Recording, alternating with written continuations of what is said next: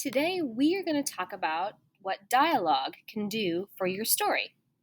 So, I want you to take a look at this chart. It says, what can dialogue do?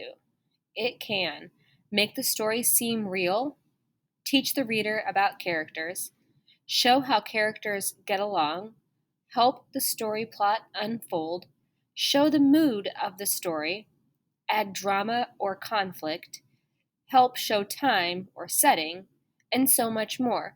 So there are a lot of things that dialogue can do for your story. So when you think about that, you want to make sure that you are doing it correctly. So take a look at this example. This is not an example from a student in our class, but it's a student example. And take a look at all of the parts to it. It definitely has dialogue because I see quotation marks a lot. So I'm going to go ahead and read it the way that it's written. Dad, Griffin said, can I get a pet? Well, a pet is a lot of responsibility, Dad said. Please, Griffin said. If I see that you are responsible enough, you can get a pet, said Griffin's dad. The next day, Griffin told Timmy. He was amazed. I bet we can show that we are responsible enough, Timmy said. So when you think about that, that's not a bad way to start using dialogue. It's a good start, but there are some things I need for you to know about dialogue. One thing is that dialogue should not just be a list of things that people say. This one kind of seems like a list to me. Griffin talks, Dad talks. Griffin talks, Dad talks. Griffin talks, Dad talks. And I don't know about you, but there aren't too many conversations that I have that actually go like that. Conversations are different than that. Some people talk for longer than other people. Some people interrupt people. Sometimes you walk around and you do things while you're talking, and it would be important in a book or some text for the reader to know that, because otherwise they wouldn't know that the character is doing something while they're talking. So that's one problem that I have with this. It's that it seems more like a list. Another problem that I had with this is that it's not really grammatically correct. There are some problems with the punctuation. This person who did this seems like they're really close to understanding how to use quotation marks, but they don't totally have it. So, first thing I want to do is talk about that grammar. Let's take a look at how to use quotation marks. I've seen your work. A lot of you already use them correctly. You put the quotation marks where they're supposed to be. You use the correct punctuation. That's great. Here's a reminder just in case you've forgotten. You can think of quotation marks like tags when you're saying who something is from. One way you can do it is to put the tag at the end. So for example, quotation marks can be tricky, remarked Ben, and remarked Ben is at the end of the sentence. Notice that the comma is inside that second set of quotation marks, and then at the end of the sentence, there's a period. In the example from this student, there is no punctuation inside the quotation marks on any of these sentences. That's a problem. Another way that you can use quotation marks is by tagging who's talking at the beginning. In this next example, Ben commented, quotation marks can be tricky. You notice again there's a comma, but this time the comma is after the speaking word, and then the period or the end punctuation is inside the last quotation mark. You might notice also on the example that this student does not use any commas regardless of where they tag their who said what. The last way that you can use quotation marks is by tagging them in the middle. Quotation marks can be tricky, Ben stated, but I think I have them figured out now.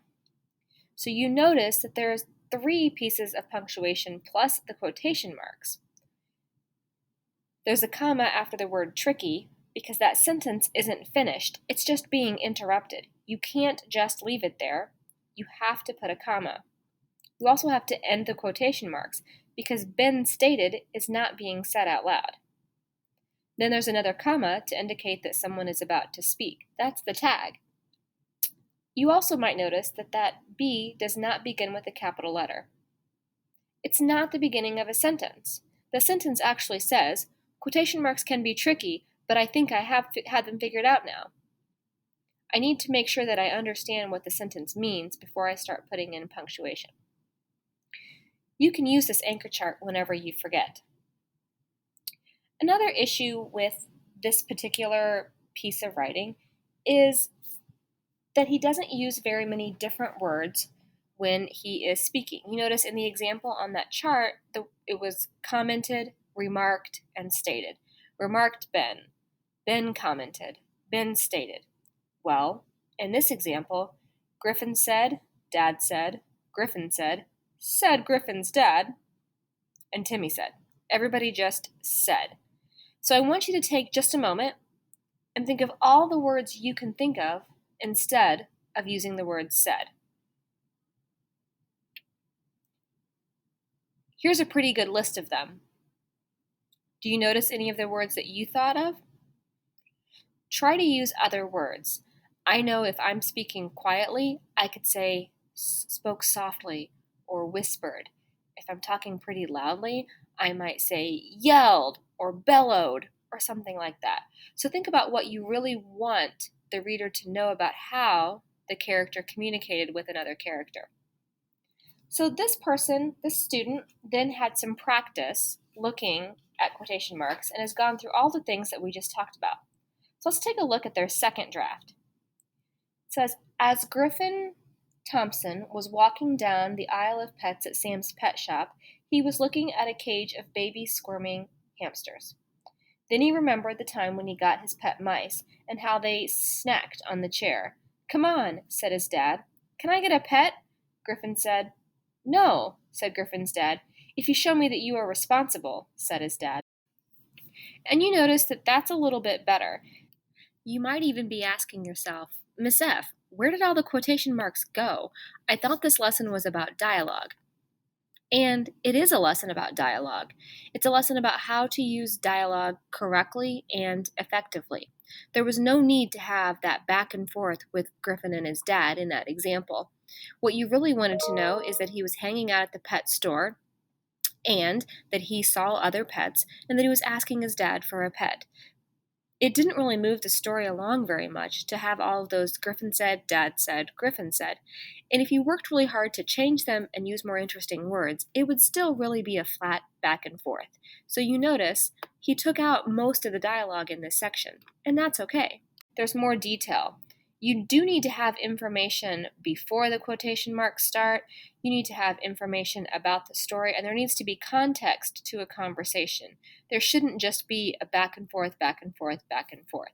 So today, what I'd like for you to do is to practice using dialogue in your writing. You don't want to use it just for the sake of using it. You want it to make the story feel real, or tell us about the character, or show how they're getting along, or any of the other things from that list. You don't just use it because your teacher says, practice using quotation marks. You should go back through your story and see if you've used them already and if they need to be fixed. You can go back through your story and see if there are times where you could have added dialogue. So that's what I would like for you to do today.